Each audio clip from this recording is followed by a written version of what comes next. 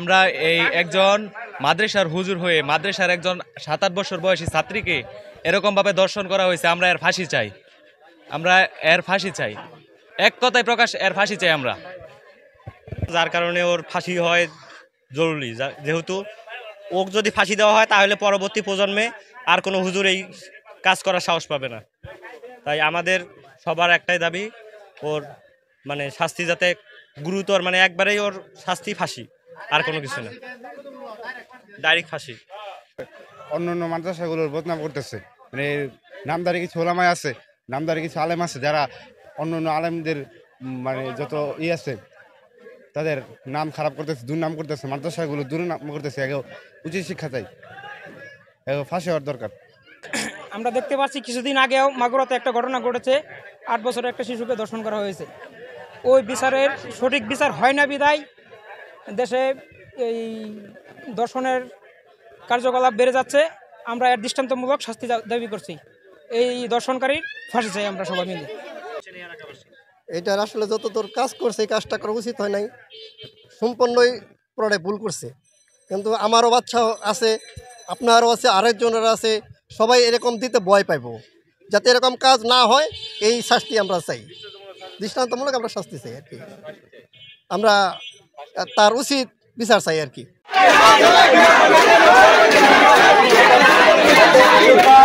মেয়েটাকে জোরপূর্বকভাবে একটা মাদ্রাসা থেকে নিয়ে জোরপূর্বকভাবে জালে চুমা দিয়েছে, স্পর্শ মাত্রার জায়গায় হাত দিয়েছে, বস্তাস্ত করেছে, উলঙ্গ করে ফেলেছে, মেয়েটি স্বীকারোক্তি দিয়েছে এবং তার সর্বোচ্চ শাস্তি চাই, আইনের শাস্তি চাই। বলেছে এটা মেয়েটাকে জোরপূর্বকভাবে দর্শনের চেষ্টা করছে এবং স্বীকার করেছে, স্বীকার করেছে এবং বিচারও চেয়েছে। বৃহস্পতিবারে আমি জানি না আপনাদের পরে কিভাবে, মানে কারা ধরলো আপনাকে? আমরা কেউ ধরে নাই, ঘটনা কি ছিল? আমি সময় দিছি আর পেটের নিচে হাত দিছি। এটা কি ঠিক করেছেন? আপনার কি বিচার হওয়া উচিত?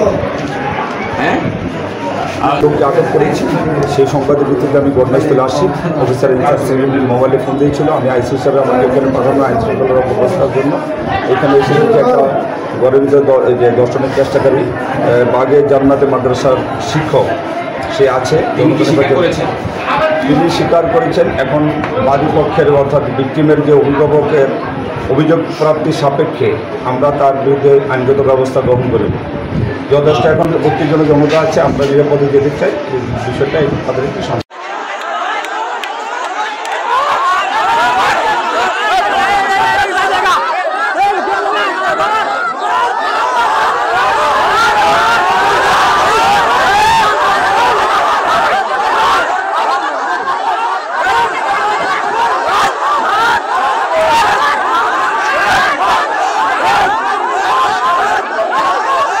দৈনিক আজকের বাংলা .net